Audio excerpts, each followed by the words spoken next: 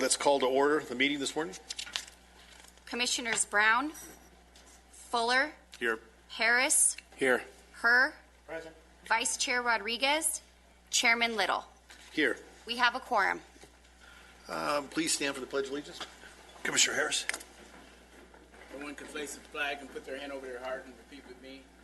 I pledge allegiance to the flag of the United States of America and to the republic for which it stands, one nation, under God, indivisible, with liberty and justice for all.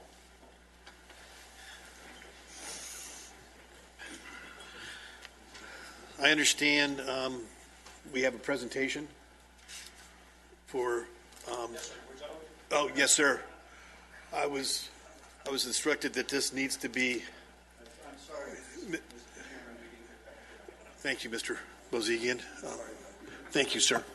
Mr. Dorico, I'd like to personally congratulate you. I think that's quite an honor. Yes. Congratulations. Well deserved. Boy.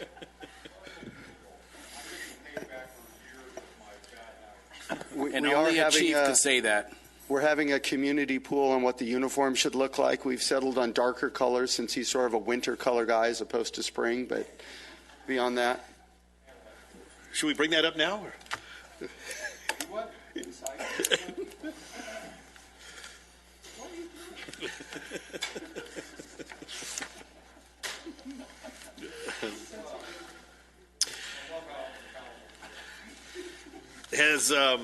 As we move forward, consent calendar.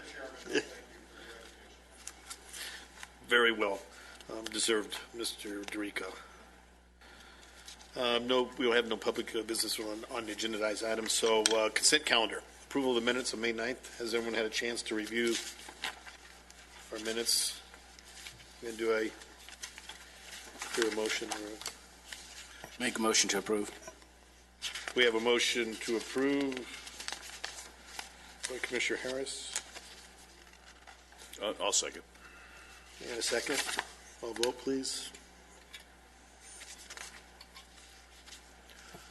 4-0. Approved. We'll get right into the new business. We have an ordinance in front of us that the commissioners have received earlier in the week in regards to something that could be looked at, discussed, or possibly have more insight as far as where we go from here and making some type of recommendation to City Council. Jocelyn? Thank you.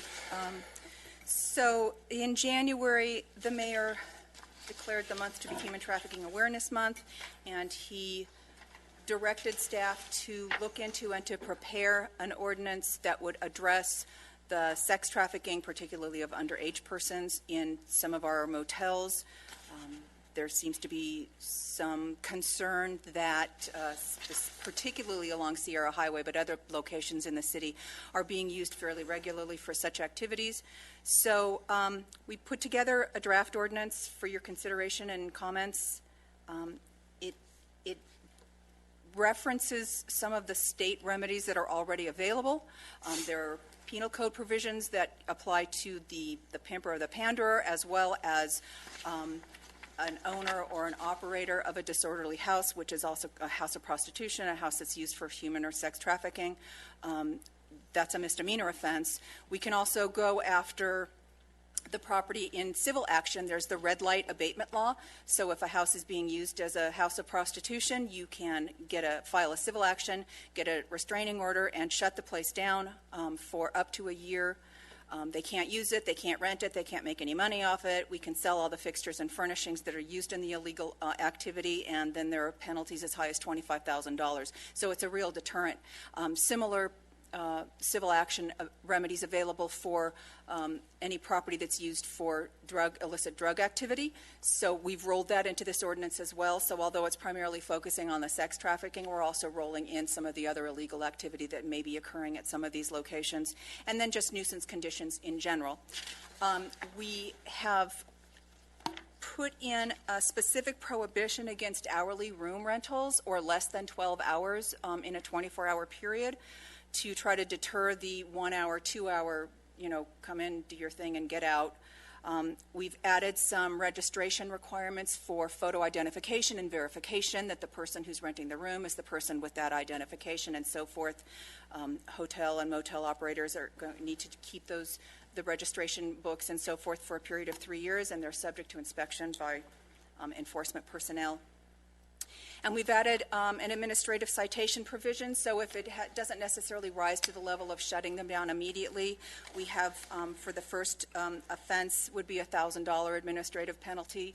For a second or subsequent offense, it would be $5,000, which is a pretty hefty fine and could be a good deterrent. What we're planning to do, Lee and I met with the Sheriff's Department Human Trafficking team a few months ago, and we are all in agreement that what should happen on the front end is to do some outreach to the motel owners and operators and employees, do some training, give them some of the signs to look for. We've also included some of those indicia of what might be sex trafficking going on so that they know what they should see. They should be able to identify this kind of raises a red flag. And if they see something or hear something or something doesn't seem right, then they need to contact the Sheriff's Department. They need to contact Public Safety. If they do that, then they're doing their due diligence and they're not in violation of the ordinance. So that's pretty much it. I'm available for any questions. Mr. Chairman? Absolutely. Mr. Fuller. It's obviously there's been a tremendous amount of work that's gone into this. It's my understanding you're saying that the mayor asked for this to be done in January. I don't know that, well, in fact, I know personally I haven't had time to really digest it to be able to give a recommendation today. We've had it for a couple of days. I applaud you for the effort, and certainly the intention is good, and I think that we would, speaking for myself, support it. But I would like to have more time. There's a lot of volume, substance, ramifications for hotel owners, et cetera. I don't know if there's a time frame that the mayor would like to see this come back, but my recommendation would be to the commissioners that we form a subcommittee, perhaps with a hotel owner as well, to get a little bit of information.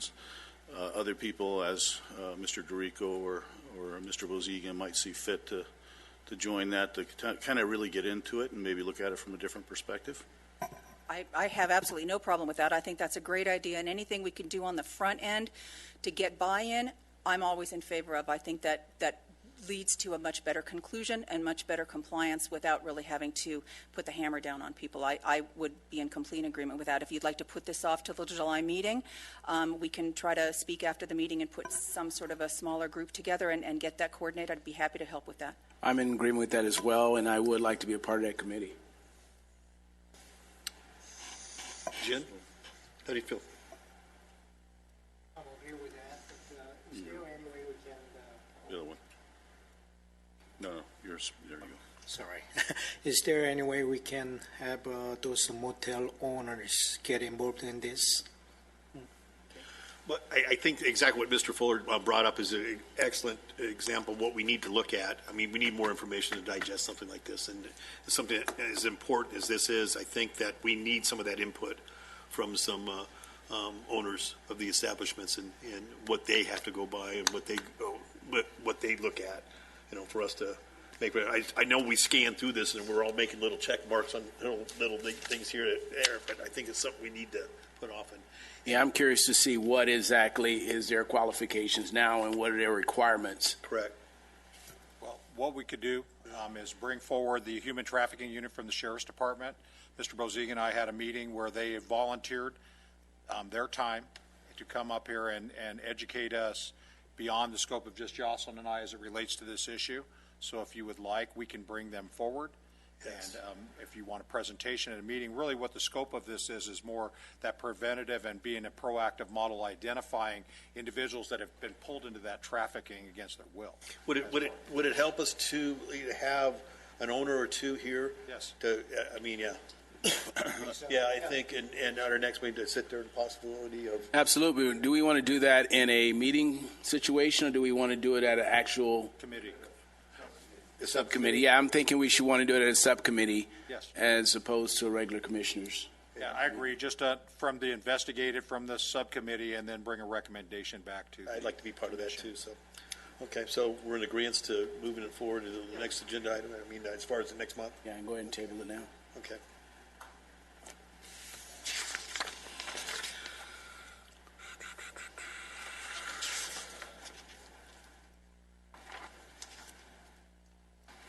So we're going to move that to the next month then?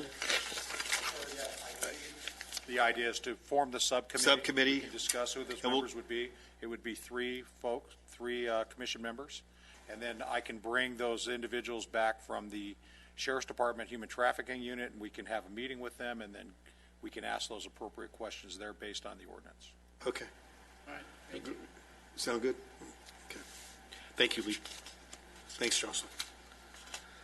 Let's get into some of the commission and staff presentations and update reports. School safety measures? Yes, sir. Thank you, Chairman Little. I'd like to introduce Sergeant Hutchinson and Deputy Addington from the School Resource Unit at our station. They manage all the contract relationships with our public schools in our area, and so they're here to talk about what they do, how they interact with those districts, and school safety. Hey, Jeff. Commissioners, Chairman, Sergeant Jeff Hutchinson.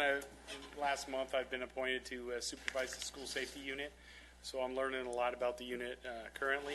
I'll tell you what we do have over there is we have 35 dedicated personnel just for the school safety unit. We're responsible for law enforcement and that covers the college. We have a team leader, 3 deputies, and approximately 15 sheriff security officers at the college, and they also run a cadet program with students at the college. They have approximately 14,000 students at Antelope Valley College, which includes the main campus, Palmdale campus, and 2 satellite classrooms at the airports for aviation. At the school safety unit, we cover the Unified High School District, which, if I look at my notes here, they have approximately 20,000 students that were responsible for their school safety. We have nine deputies that cover 8 high schools, and they're on campus. One of the 9 deputies is responsible for the continuation high schools. There's 4 of them. There's 2 adult ed campuses, and there's 2 high school prep or junior high school prep campuses that they're responsible for. Those, in addition to covering the high schools, we have a contract with Lancaster School District, and Lancaster School District has 21 schools with different needs. They have a lot of elementary schools and middle schools that we're talking about. At the Lancaster School District, they have 15,000 students, and they've contracted 3 deputies to cover 21 campuses. 2 deputies would roam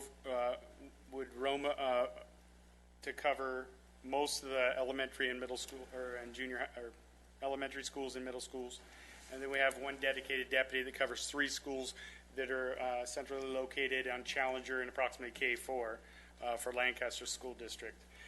We also contract for the East Side School District, which has different needs. 4 elementary schools and 1 middle school with 3,600 students. And we have 1 designated deputy that concentrates on those schools.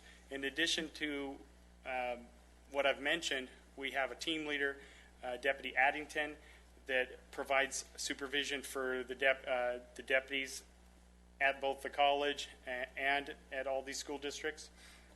We have myself as the supervisor for the entire unit. We have a dedicated secretary that is getting bombarded with all the paperwork from all these assignments. We have 2 assigned detectives. They file over 700 cases a year for these contracts, and individually, our school safety unit deputies are highly trained, in my opinion, to provide immediate response to any school emergencies. We annually do active shooter training. We conduct active shooter training for each deputy. We're currently having our deputies who have just responded to training in the last couple days to lone responder training, which is another way to look at how we can provide immediate protection for students in case of an emergency. We work well as a team for active shooters, but we also have a new program that we're not going to have our deputies remain and wait for assistance. They're going to communicate the problem, whatever's happening at the school, request resources, and take immediate action to stop a threat and protect students. We also are currently developing a 40-hour curriculum for each school resource deputy to attend to better equip them for working the school resource deputy position. It kind of gives a background for why we have deputies on school campuses. It's not a pathway to incarceration for students. It's a resource that students can understand how fortunate we are to have deputies that are there as mentors, counselors, and law enforcement, immediate law enforcement presence on the campus so that they have a safer learning environment on each campus. That's all I have for the school resource unit. Team leader Addington has been working there for 3 years, and he has a great deal of knowledge on the intricacies of the unit, if we have any questions. Lee? I'd just like to add to, in cooperation with our partnerships with the local district and the Sheriff's Department, there are school safety plans in place for each one of our comprehensive campuses. We are continually working together to update those school safety plans, especially based on the expansion of the district. Dr. Vieira was a member of this commission for a long time and is very aware of the issues that relate to the schools, and he's very proud of the action taken by his school staff, the Sheriff's Department, and this last incident occurred within the scope of his district. And so from that period of time, there's been after action meetings and things that are ongoing, okay, because we can constantly look at the way we do things, how we work collectively together with resources and respond to these situations. So that's an ongoing program that will continue.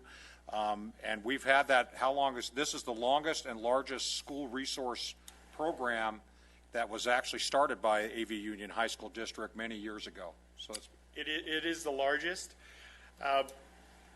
Deputy Addington, we have the school safety plans in place for all of the schools in the Antelope Valley, even the schools we're not contracted with.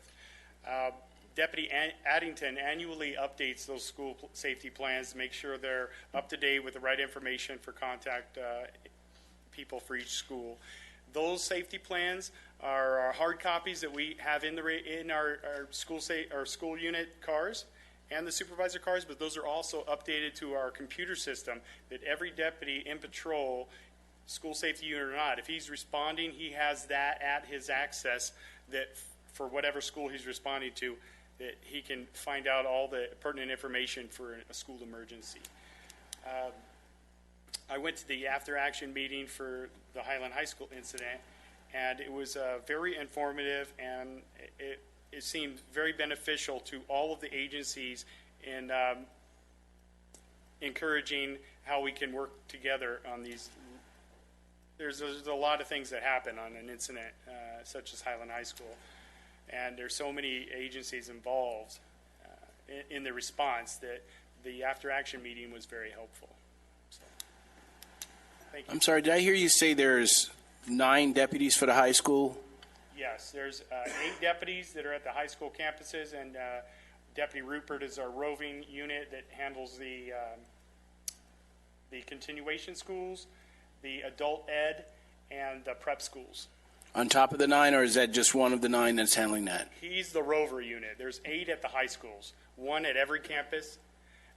They get there they get to work in the morning, prepare their car, and get over to their campus, and are there all day till school's out. My comment was around personnel as well, and you mentioned a fairly substantial number of deputies assigned to the college, which is, I'm sure, fitting, and then also for the high schools. And I wish that we lived in a world where I could say certainly nothing would ever happen at an elementary or middle school, but we've seen that that's not the case. But it sounds like you have very few deputies for those campuses, for the number of elementary and middle schools that we have. Do you feel that you have adequate staffing? Well, I feel that those deputies do a great job. With the number of schools in Lancaster, we could use more personnel, but the deputies, the 3 deputies we have for the Lancaster School District do a phenomenal job. We could use more personnel. Yeah, and I'm certain that they do, and from the response that we see in the newspapers and what we're hearing here as well, I'm certain that that's the case. Just like I said, though, it would be nice to think that, well, nothing would happen there, and we have so many of those schools, and to have one incident where a deputy is not, even an incident that takes place where a deputy is located generally doesn't turn out real well, but to not even With have having someone those there. 3 deputies assigned to cover all of those schools, our response would be quick. However, like you said, they don't have such a great law enforcement need as a high school or college campus, but the safety need is there. It's obvious why 21 schools with little kids would need a law enforcement officer close by. What are some of the options I think understand that the district's contract, just as we contract for sheriff's services. The unique thing for years, what we used to do is supplement that staffing with deputies. We would take on that role in the summer because they used to only work in 12-month contracts. Now what's happened in the several years ago, contract law changed that, where we have a special identified program for school programs, because it used to be more of a suspended billing issue and things like that for the off time.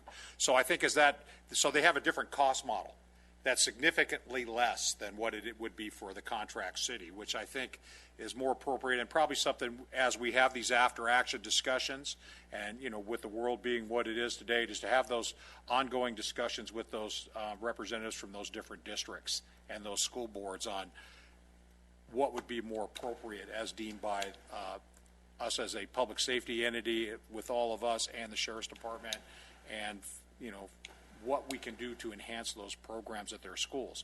Again, the things that they're always fighting with is the same issues we're all fighting with budget, and what is their duty, first line of priority based on who they are, as a school versus what other issues are out there. I think for us, it's probably something we can work as partnerships in these things to develop that process. And again, remember, our whole entire patrol deployment and station staffing will respond to as well. So, they're not completely uncovered. We have units all over the city 24 hours a day. Question, is the sheriff personnel that is contracted with the high school district, is that on top of the high school district owned security, or do they even have security? If I can answer that, at each high school, they have the one deputy that's there, but they have a security team. They don't call them security officers. They call them something else I can't recall at the moment. But it's a team of approximately 8 staff members that are specifically there for security. And they work together with the school deputy seamlessly at each high school. So they have their normal administration with all the teachers and staff. They have approximately 8 security officers. Per school or for the district? High school, at the Lancaster High School District. And now over the summer, they're anticipating per campus approximately 1,500 students at summer school. So we're working out a way to cover that right now with the school districts, and then we're in talks for next year's contract on what we're going to do to cover the school district for summer school.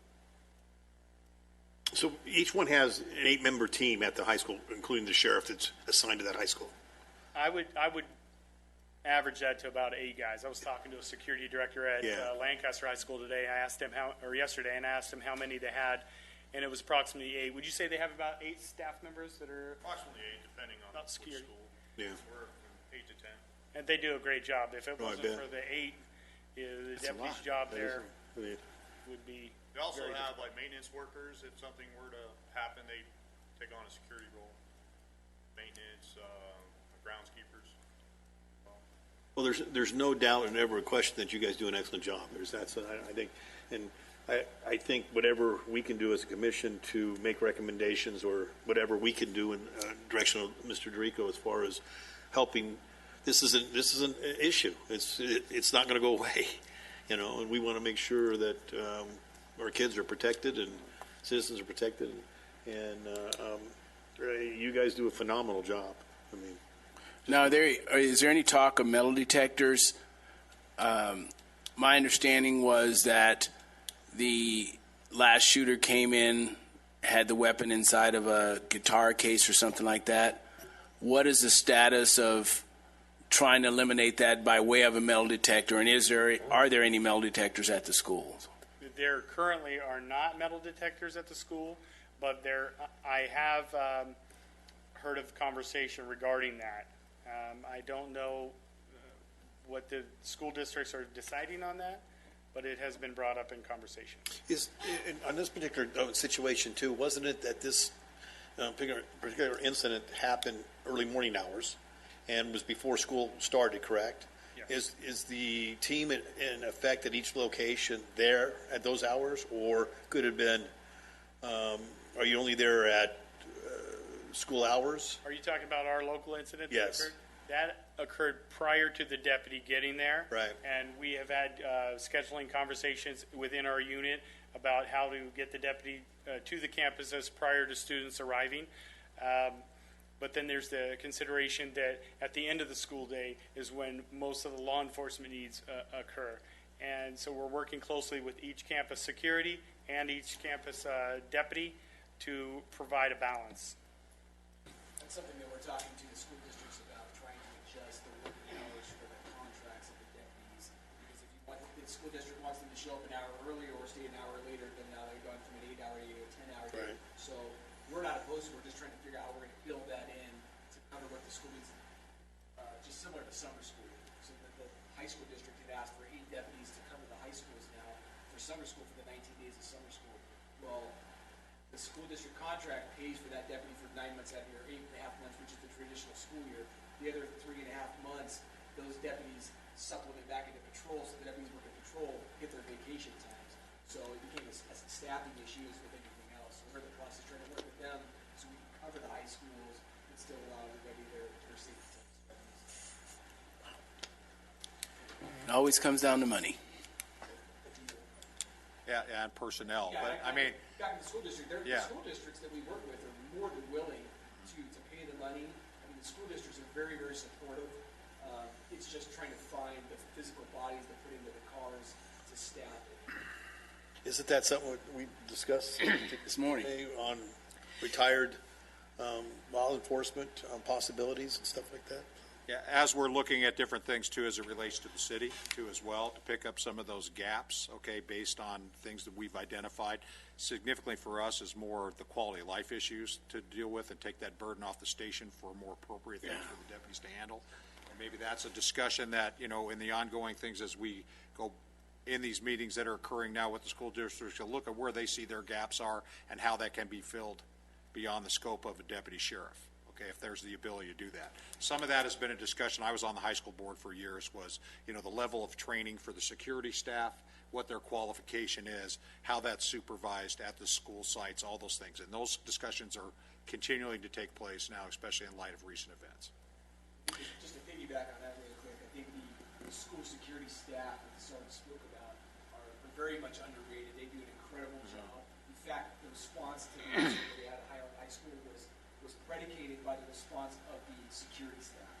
Because the security staff was at the school before the deputies arrived and put the information out, that's what facilitated the quick response that we had. Right. So they were absolutely instrumental in keeping that. That's great, as yeah. low as we could. So they need to be recognized. Yeah. I have a question, that it might be a little odd question, but what is their duties, exact duties on the school campus, you know? For the school resource deputy or the security? Deputy. The deputy, on each high school, the deputy has an office, but he interacts with the staff and the student population, assesses any special needs, acts as a mentor and a counselor, also as a law enforcement officer responding to any crimes. So they would cite for offenses, the deputy writes reports for offenses, makes arrests, transports arrestees or subjects that are being detained to the station for booking and photographs. And then sometimes the deputy would interact or liaison with different agencies like Department of Children and Family Services or Mental Health to provide resources to student population, in addition to providing safety and law enforcement. I see. Did they handling it, anything as it related, gang-related instance too? Well, the deputies are constantly monitoring the population of the student body at each campus, and when there is a gang nexus, they're conducting interviews, working closely with the staff, security staff, and with the Sheriff's Department gang unit. Can I throw Thank you. something out on related to, I'm sorry, Commissioner Herr, but, which is a huge tool for us, by the way, from a solvency aspect for our station to identify, even for field interview reports and things that are done on campus by some of the security we've done in the past for case solvency. So not only on top of the district participating in this program, it is a huge resource for us as a community, as a citywide, because of that relationship in the schools. So that has been very beneficial in getting in front of incidents. There's an amazing collaboration that is done on the front side of issues where you have certain threats that are made out there or they're done on Facebook or whatever. And these guys have done an incredible job of following that up, working through the schools, and also on the backside of these cases where we've had crimes that have occurred out in the community, and just based on the relationship with the Sheriff's Department and the school officials and security of being able to determine and identify who those individual perpetrators are and managing those cases that way. So there's a benefit on both sides. Thank you. Any other questions? Jeff, thank you so much. Thank you.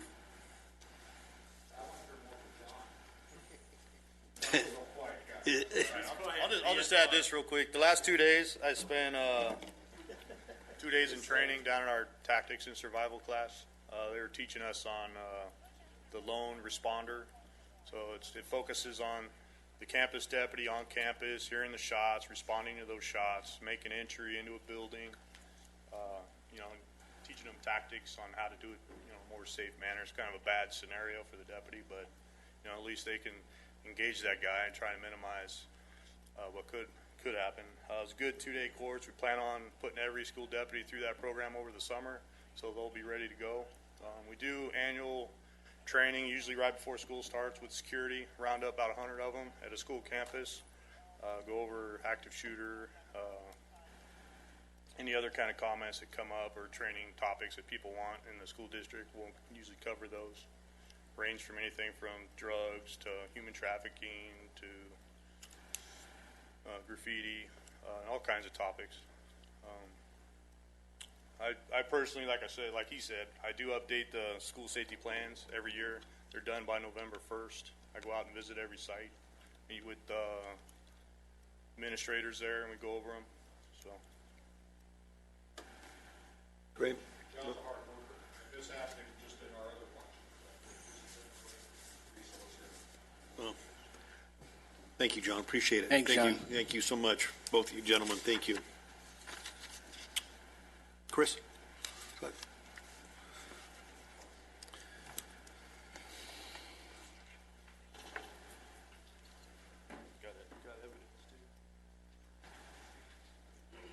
He's got like 50 bee stings on him for the simunition rounds that they put themselves through a lot, but it's for the betterment of the training. He's got him extra. Yeah, he got extra.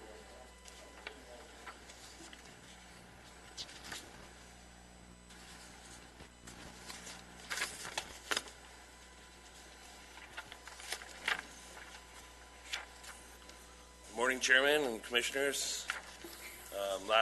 Last month, I didn't get to open with any jokes, so for summertime, I'm going to start with 2, if you guys are okay with that.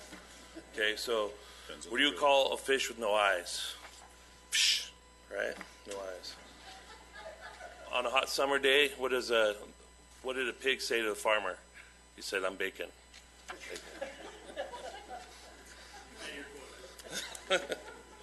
Yes. Yeah, so no. So start off with the Crime Commission report. Burglary suppression team for the month of May had 21 felony arrests, 3 search warrants, had 3 warrant arrests, and 3 recovered firearms for a total recovered property of $130,000. Robbery team, just move that if you want.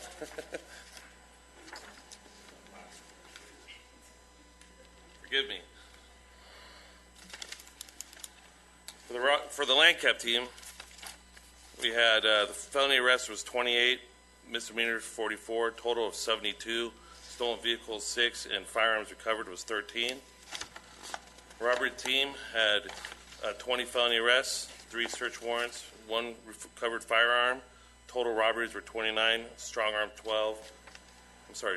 17, and armed 12. We had crime prevention programs was the most wanted program, and the neighborhood watch. Community engagements, we had the coffee with the deputy, which we switched over to Commissioner Herr's business, which is Crazy Autos. We had a really great turnout for last month. That'll be our new spot for our regular coffee with the deputy. We had Law Day at the fairgrounds, which was a great turnout. And also we had the Lancaster Station open house. So let me go through that picture-wise. You see we have the pictures here for the involvement at Crazy Autos, good turnout. I believe that that's going to be an event that's going to grow. And it seems like the community there, they like the fact that they come and get breakfast. It's a breakfast place, and kind of makes. Not that Lemon Leaf was not great; they were fantastic. It's just we would have stayed there. It's just Crazy Autos has an opportunity for us to grow in a different way. Law Day pictures there. We had Deputy Bean who received Deputy of the Year award. Some pictures there from Palmdale Station as well. Then the Lancaster Station open house. That was a big success. We had a lot of people there. We had a dunk tank. We had hot dogs. Provided a meal for the people who came. A hot dog sandwich or hot dog, chips, and a drink. Also, we had our Bearcat there, and they liked to dunk a deputy with the dunk tank. That was great. Positive feedback from that. Station tours. The Leaps program was there. That was able to be showcased. So really just a great way for people in the community to understand what we're doing as local law enforcement for them and having a positive impact on the community.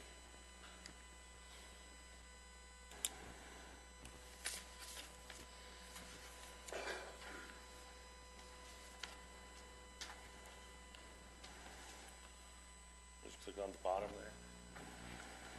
Right there where the PowerPoints are. Up over there, the middle one. And then put it on the slide. Slide button. Right bottom there.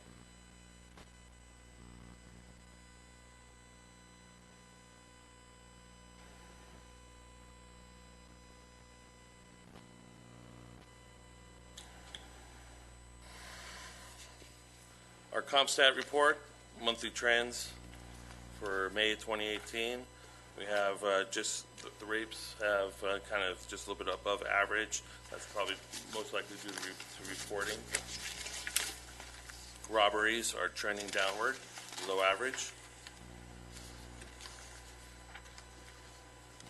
We have a little bit of a spike in aggregate, just above average for aggravated assaults. Domestic violence, aggravated assaults are just trending just slightly above also the average. Burglaries are trending downward. Larcenies just slightly above average.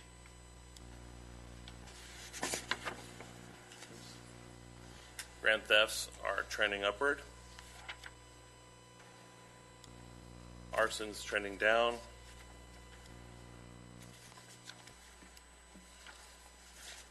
Do the same thing with the last one too.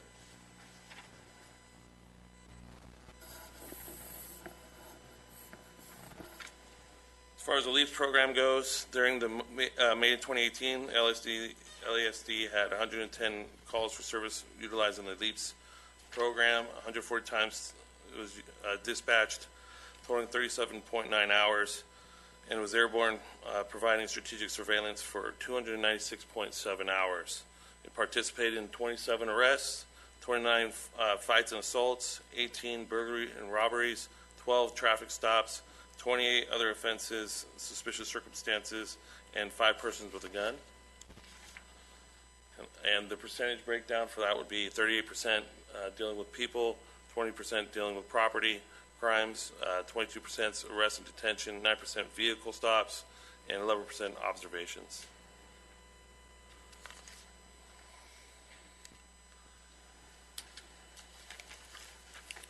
That's our report, sirs. Chairman Little? Any question? Yes. Sorry. Just to piggyback on that, as you can see in some of the focus for the month with ComStat, we have some things that are above our trend line. We meet weekly and probably several times a week. Lieutenant Fender and I speak, and as well as Captain Weber and Mr. Bozigan and Mr. Cottle, about things we talk about to address these issues. I'd like to have Lieutenant Fender talk about some of the things we're looking at doing in the future. Morning, gentlemen. Morning, sir. As you can see, or as you've noticed, I'm sure the last couple of months, March and April, we saw a rise in certain crimes, burglaries or larcenies. And for anyone that I think that's lived down the Antelope Valley traditionally for the past decade knows that in the summertime, trends start to pop up. So the captain and I spoke at length about how we could aggressively redeploy or reallocate some of our resources in a better way. As the face of Lancaster changes, so does the Sheriff's Department need to change with that. So we can't continue to police Lancaster the same way we did 10 years ago or 5 years ago or even 3 years ago, especially with the staffing shortages that we're faced with. So the captain came up with a strategy that we actually spoke to Mr. Dorico and Mr. Bozigan about this morning about redistributing some of the resources. For those of you who may not know, Lancaster, in addition to the patrol personnel, we maintain 3 specialized teams. We have the land cap team, the burglary suppression team, and the robbery suppression team. Traditionally, they're extremely, extremely effective in reactionary police work. When the burglaries occurred, the robberies occurred, they're extremely effective in identifying those suspects, basically hunting them down, investigating the crime, and bringing them to justice, arresting them. We'd like to be much better on the front end in trying to prevent some of those crimes from happening. To do that, you need bodies in patrol cars and patrol cars showing a presence out there in the public. So we're aggressively going to restructure some of those teams, refocus their mission. We're going to actually shave down 2 of the teams and basically put more deputies in patrol cars to hopefully reduce the response times to calls for service and show a greater police presence in the city to help deter some of those crimes rather than have to be reactionary on the back end. So I expect in the coming months throughout the summer to show a dramatic decrease in the amount of crime or in the response times to some of these calls for service that we've been seeing elevate every year for the past 3 or 4 years. To piggyback on that question, how many patrol cars does the city of Lancaster have out on a regular basis? You're talking about how many deputies are handling calls? Yes. It's a well, when you say you're going to put more deputies in the cars, how many cars do we have patrolling the streets of Lancaster on a regular basis? So I have approximately 60 deputies working patrol. That means I have 60 deputies who are in a patrol car at any given time over the 3 shifts handling calls for service. Is that 30 cars or 60 cars? Well, some of them are 2-man cars. So That's I'm just curious to know how many units are actually out there patrolling. It depends on the day of the week, how we're deploying, and actually, we really don't like to broadcast deployment, Okay. as a rule, other than, the numbers and how they're assigned, and it depends on what activity is taking place. But I think where we're going here is, and I can certainly provide that to you. Right. Okay, and I think from the aspect is just beyond patrol, then the task force teams and how they're assigned, and they're out in cars. So, I mean, that number varies depending on what assignments we have at that time. Now this will be more what Lieutenant Fender's talking about is a more structured environment where we have some cars that are not assigned to calls that will just be more proactively out there working in areas that we've identified where our, like traditional reporting districts we've had, like 1135, 1137, 1121, things where we have a historical issue that especially occurs this time of year. So the discussion is more about how do we get in front of this over the next several months, especially when the activity level rises in the warmer months of the year that we see, and the kids are out of school and those type of things, and working in that more proactive model. Okay, thank you. Anything else for Lieutenant? Thank you, sir. Moving onward, California Highway Patrol. Howie, how are you?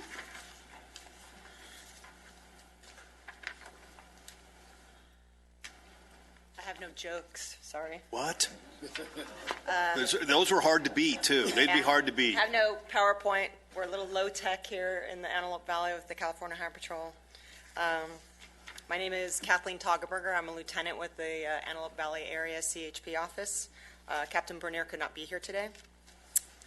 Regarding May specifically, we handled a total of 137 collisions. This is all within the unincorporated area of Antelope Valley. We had 5 fatal collisions, which is a little bit of an uptick. There was no common thread between them. None of them occurred on the freeway. During the month, we issued a total of 1,386 citations. Of that, 798 were for speeding or speed violations. We made 49 arrests for DUI. 16 of those were out of collisions where DUI was a factor. May was our Click It or Ticket statewide campaign. We issued 146 citations for occupant restraint. We did respond and assist at the Highland High School incident. We had 2 of our officers were there fairly quickly and assisted with the entry.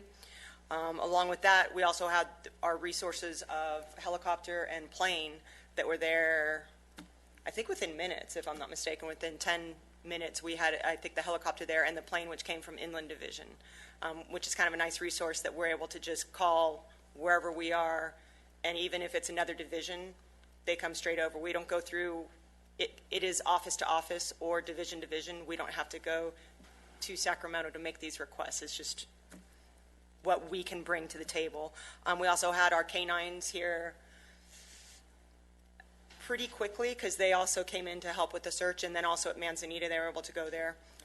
And we do have several dogs that are assigned to the northern area of Los Angeles County, so we do have them available and responding to various incidents up here in the Antelope Valley, including one that involved a couple weeks ago, so you might hear it again next month, where LAPD was following wanted murder suspects out of Nevada. Sheriffs were also involved in this, where they kind of ran before we actually made the stop because we weren't enough marked units there, but we were able to get a perimeter and our dogs there immediately, and we've got all 4 suspects, including the 2 that were directly involved in the murder in Las Vegas area.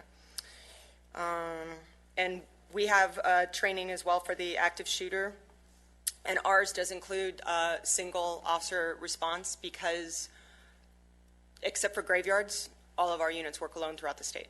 So we are 1 officer units common. And in many areas of the state, including here, you know, we may be the closest one to respond to that, which is exactly what the sheriffs, the deputies are talking about for them and what we need as law enforcement to do, and to know that you no longer are waiting for your backup. You're the one, you're going in.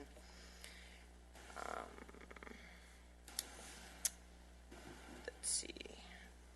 And we made 5 arrests for auto theft, as well as out of one of our pursuits, we did have the driver was apprehended and wanted on an active felony warrant, and also had a large amount of cash and evidence of drug sales, which that arrest was also made. And each of our pursuits, we did apprehend each suspect in all 5 of our pursuits last month.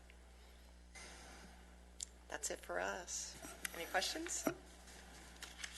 Thank you. Thank you. Yeah, I have a question about the number of citations you issued, the number of the, months of the May. I just did some calculation, just curious. That brings it down about the 420 citations per day. Is that compared to sheriff's station? Is No, that we a issued normal number? 1,386 total for the month, so that wouldn't be Oh, 400 oh, a I day. got the wrong number then. Okay, I'm sorry. Apologize. Math might not be my strong suit, but I know we didn't issue 400 a day. That's a busy day. Yeah, no worry. It could happen, but It could no, it happen. did not. It could. Any other? Okay, thank you. Thank you so much for being here. Thank you. I do have one more question. But you know what? I'm sorry. That all right? Because once a day, every Friday, I'm driving down to Valley. So normally I leave about 5:30 in my house. I mean, I'm driving myself, but when I look at the HOV lane, a lot of people, they're driving. They're not supposed to on it, but they do. That's probably one of our Yeah. most common traffic violation complaints is people going in and out of the carpool lane, crossing In and double out, yellows. or so. I only see one driver, but they just constantly on the HOV lane take advantage of it. We do a fair amount of enforcement related to that, and the other thing to remember is that they are guided by hours. So morning commute is where it's regulated to 2 people or more going southbound, and then northbound is for the afternoon commute. So other than those, I believe it's 4 hours, then you can have one person be in the carpool lane. And I think a lot of people kind of forget about that. But as far as going in and out across the double yellows, we have that constantly. And our officers, we enforce it as much as we can. It's just a matter of we have to see it. During those hours, they're still not allowed to go in and out across those lines, correct? That's 24 hours. That's a day. You're not- 24 You're not allowed to 24 cross the hours. double yellow lines. Yeah. Yeah. We have very impatient drivers driving to and from the Antelope Valley. Yes, we do. Yeah. Good. Thank you. District Attorney, sir. Good morning. Morning. I've only been at this a few months, so I don't have a lot of comparative data. I did look at the number of filings for this month, 2018, or excuse me, May of 2018, comparative to May of 2017. It looks like we're filing less cases. I don't have any explanation for why that is. It could be we've got a couple new filing deputies, maybe scrutinizing cases a little bit closer than the filing deputies that were assigned in the past. So hopefully over the next few months we'll have a little bit more data to talk to you about in terms of numbers of filings. It looks like the cases that are coming in are about the same. So, but we do appear to be filing less cases. In terms of of significance in the courts, we do now have, I worked with the judges at the Antelope Valley Courthouse, and we do now have a dedicated a dedicated alternative sentencing court. So we have Department A17, which is now run by Judge Estes, and they are handling all of the early disposition program cases.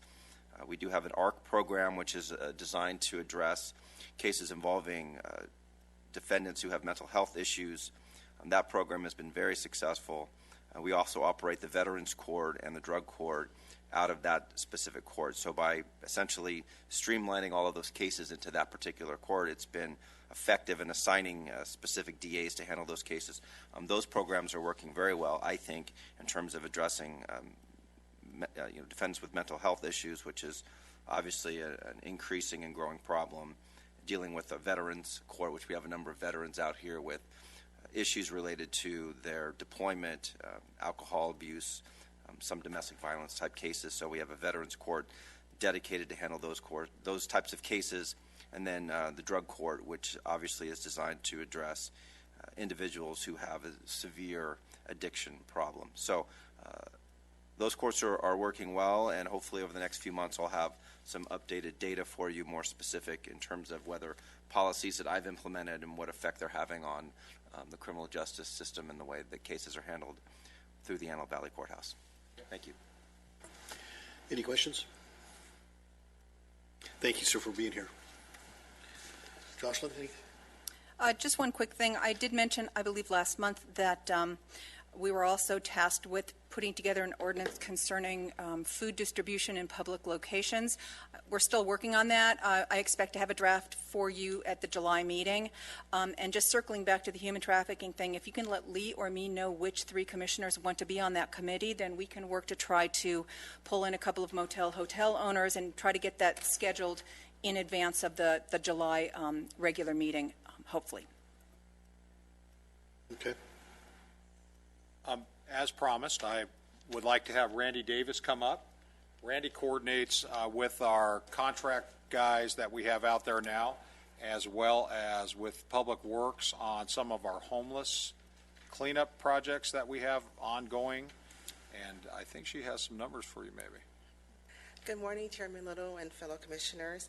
Over the past 4 months since I've been in this department working on these cases, we have identified 49 homeless encampments and have cleaned up over 19 of the encampments throughout the city. This does not include encampments that we cleaned up or asked people to just vacate the site to gather things to remove. Some of the major cleanups we have done is the Avenue K on and off ramp. We do that particular location several times throughout the month. Another one is the north side of Desert Vineyard, behind the Haynes Trust Building. So we basically clean from J8 all the way up to Avenue J along Division. And then north of Kaiser between K8 and from K8 to L, from Sierra Highway over to 5th Street West. We have removed more than 22 tons over the past 2 months. Most of the cleanups take about 2 days, and we contract with the prisoners. There's 2 prisoners and a prison guard. And then we have our CSO that goes out, parking staff members, and myself, and then we have sheriffs that accompany us. It's estimated that each cleanup costs the city about $3,600 per cleanup minimum. And in 2017, we had 51 cleanups and using a full crew, and it cost the city about $363,000. Do you have any questions? I'm here to answer for you. You're working 8 days a week, I take it? Yes, we are. Yes. We do most of our cleanups on Tuesday, Wednesdays, and Thursdays. The crew is only available those days. So when you do the cleanups, what happens to the individuals that are actually staying in the encampments? We post the site a week before, letting them know they will be out to clean up the site. Usually what happens, unfortunately, we go out, we remove all their stuff. They're usually back that evening. Yeah, depending on, there's criteria based on case law, whether it's in the public domain or on private property. Something Randy's working on right now is identifying all the vacant property within the jurisdiction of the city and obtaining those letters of agency for the city as well as law enforcement to take action on those properties as it relates to these issues. And again, the number of calls that we receive is astronomical daily on these issues, and part of the frustration is, and that's why I think the city's making some strides in going towards the Kensington project over there and for housing issues and addressing this as proactively as we possibly can.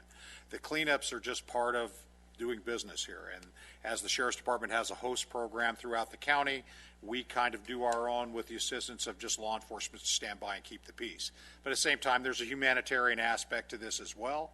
Okay, and it's interesting as you have this dialogue, and I think as Mr. Sherwood talked about, a homeless corridor, those things to address based on those misdemeanor or municipal level issues, there's a myriad of problems with this.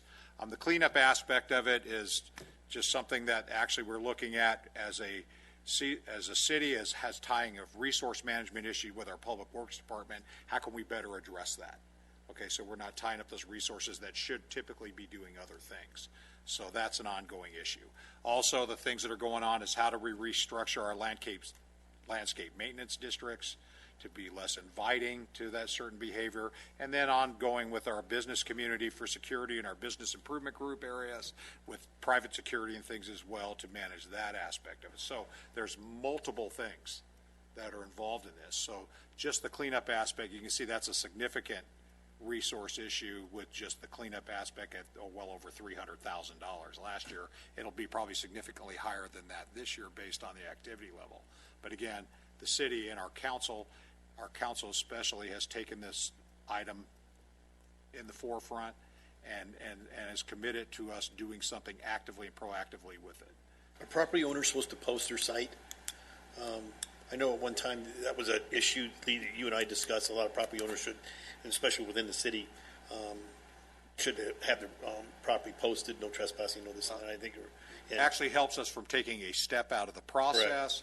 The idea being here is addressing it through our proactive approach with the property and the vacant property, and the public domain's a whole nother issue.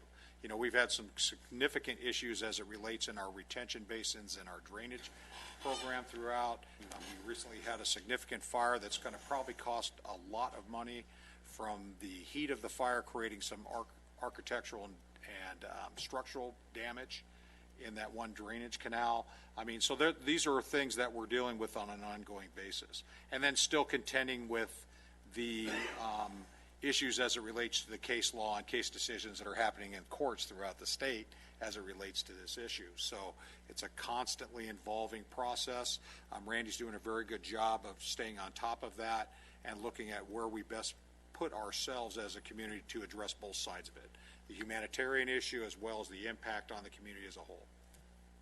And I just want to add that we do work with the county, with LASA. They do come out and they talk to the people that are out there to give them assistance and let them know where they can go. A lot of times, unfortunately, the people just refuse the services that we offer. Randy, what do you think the percentage of people will take the services? I mean, is it a high percentage that they don't, you know? No, the ones that I have run into usually do not. I would say if there's an encampment of 10 families, maybe 1 or 2 may do something. But some of the encampments, some of our bigger ones like Avenue K on and off ramp, they consider themselves, what they told me, they're like Indians, and they're their own community, and they're creating a new organization. Right. So, Now, when you say family, are you referring to a group of people that call themselves a family, or yes. mom and dad and kids? Yes. No, I'm talking about a group of people that have come together, yes. And there are people down there that are pregnant and things like that, and they're treating it, you know, as they'll take care of each other. Wow. Great work. I mean, it's endless Thank job. you. Thank you. Okay. Thanks, Lee. Russ, Rick.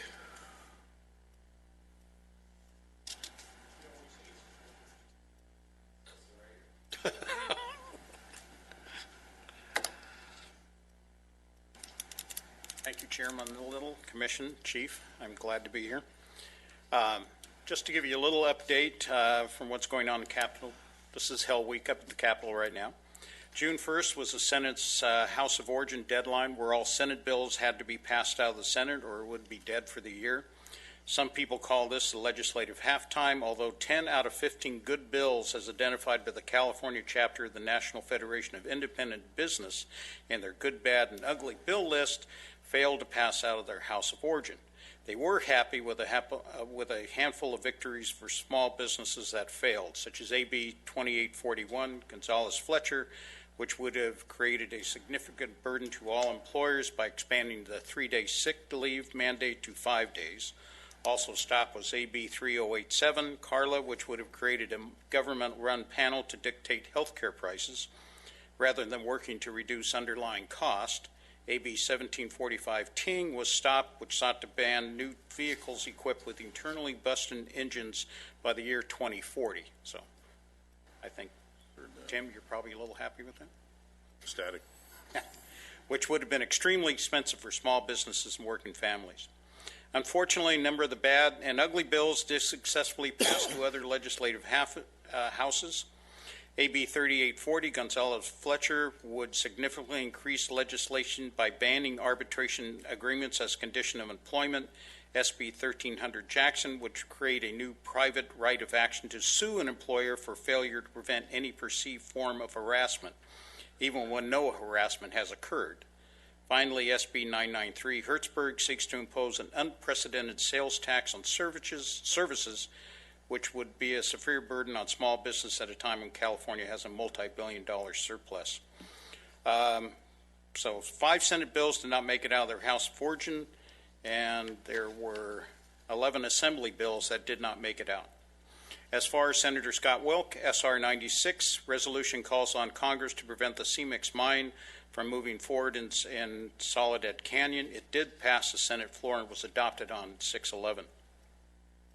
Senator Wilk has quite a few bills in the Assembly being heard in committee the next few weeks, and a few of those are SB 1024, which is court-ordered treatment for convicted animal abusers, imposes optional education courses for all animal abuse offenders, and mandatory mental health evaluations for a limited number of and violent animal abuse offenses. It's in the Assembly Public Safety Committee right now. SB 1198 gives statutory authority to the Sex Offender Management Board to collect background information on sex offenders from the California Department of Justice for research purposes. It also adds 2 members of the board with juvenile offender experience to address changes made to the law last year. This legislation will help ensure California obtains the very best information on sexual recidivism. This was being heard yesterday, and it is passed committee and it's moving forward. SB 1199 requires the California Department of Corrections and Rehabilitation to first place sex offenders that are being released on parole, probation, and or on post-release community supervision to the city or a close geographic location where they have family, social, economic ties, and access to reentry services, barring any conflicting victim or other restrictions. That's being heard in Assembly Public Safety Committee today.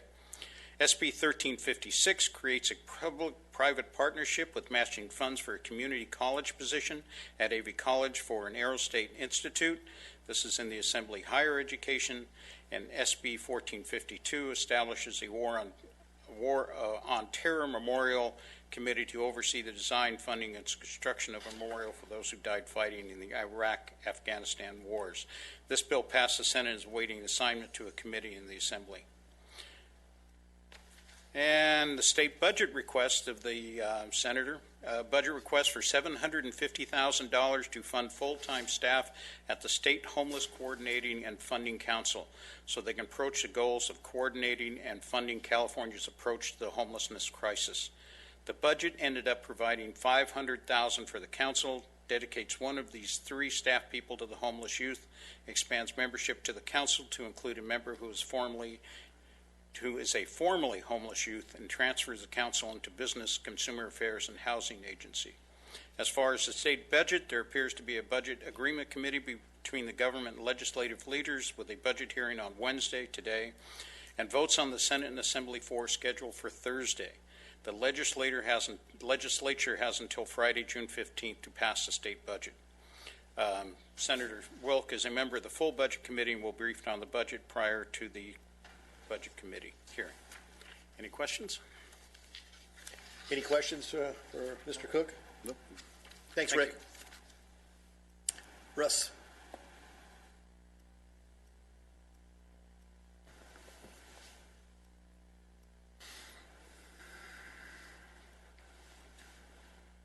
What do you call a fish with no? Oh, that's right. That hasn't. I'm sorry. Darn. That was mine. Actually, I'm stealing it. I'm stealing it from here on out. So, a couple things here. Hello there, Commissioner, Chairman, Group. As far as the homelessness situation, one of the things that Senator Lackey is working on right now is that he realizes that $4,000 per person is spent annually on the homeless per homeless person in LA County. Up here, that's in the Los Angeles area. Up in the Antelope Valley, they make about $400 is spent per homeless person. So he's trying to right now clear that up and balance that out. It shouldn't be no difference up here than it is in Los Angeles. So someone's working on that. That's just a quick thing I wanted to bring up.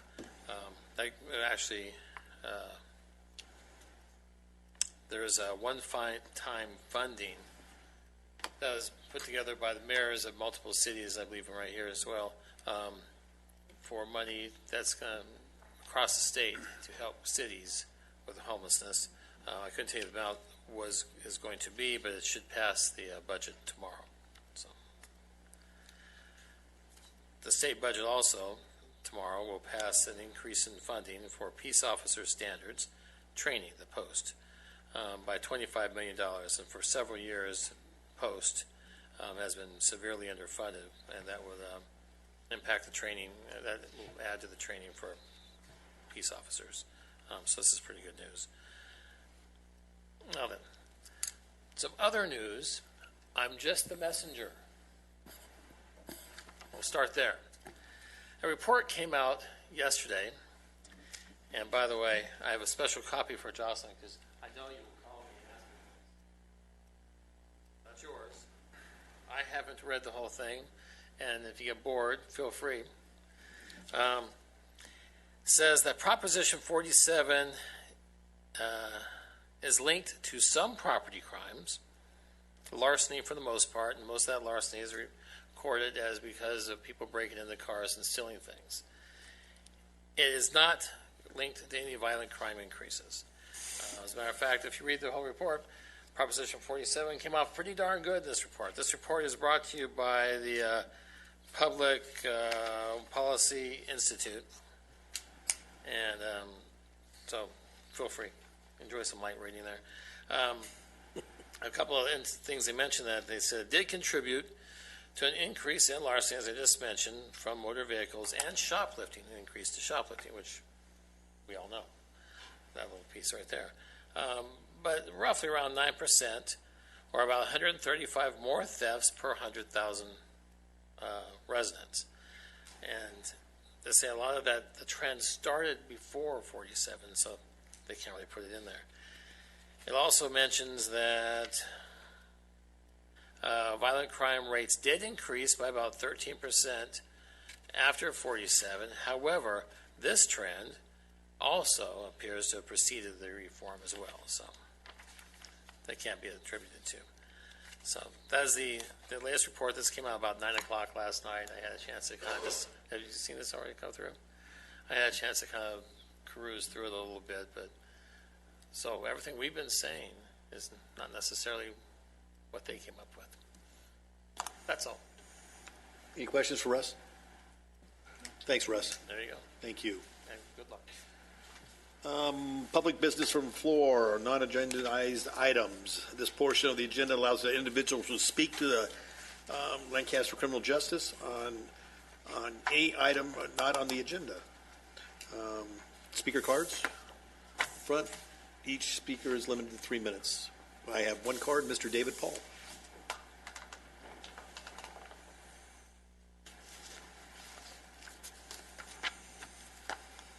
Mr. Chairman and Commissioners, good morning. It's always a little overwhelming sitting here. Commissioner Fuller, I agree with you. It's ridiculous to even consider someone going shooting children in a school. These are the things we deal with. Last night when the mayor leveled the proposition that perhaps Mr. DeRico should be a chief of police in the city so we can supplement the shortage of deputies, just a lot of things went through my mind. The differences in a contract city and a city like Chicago, where I came from, that has their own police. And, you know, I have to say that being a law enforcement officer is about how you comport yourself. And the Los Angeles sheriffs are among the best I've ever seen. And I appreciate what goes on in this city so much, while I also realize the need to supplement protection in other ways to fill those slots.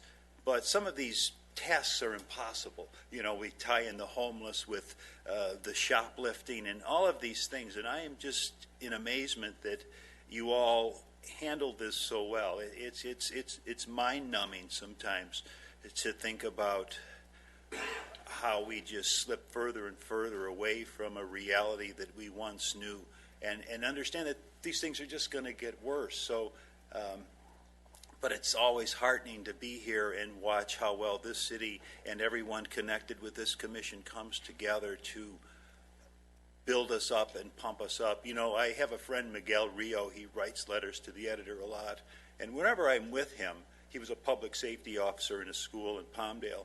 People, just kids, young people, well, they're 30 years old now, but they remember him, and they come up and they remember the interaction this man had.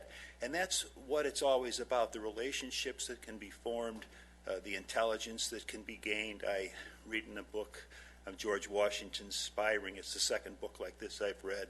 And the intricacies of loyalists versus patriots and different groups and gangs and all these things are almost overwhelming. So I appreciate what you do, and I want to see us keep this up. Mike Cooper's another guy that a deputy that does a lot of work, and the relationships that he made. So it's all about relationships, and I don't have any answers, but I just want to express my appreciation for all of you keeping at it. I have the luxury of not having to deal with it, and that's sometimes also hard to be on the sidelines. So thank you very much. David, thank you so much. Commissioner comments, anything? We will stand adjourned until Wednesday, July 11th at 10 a.m.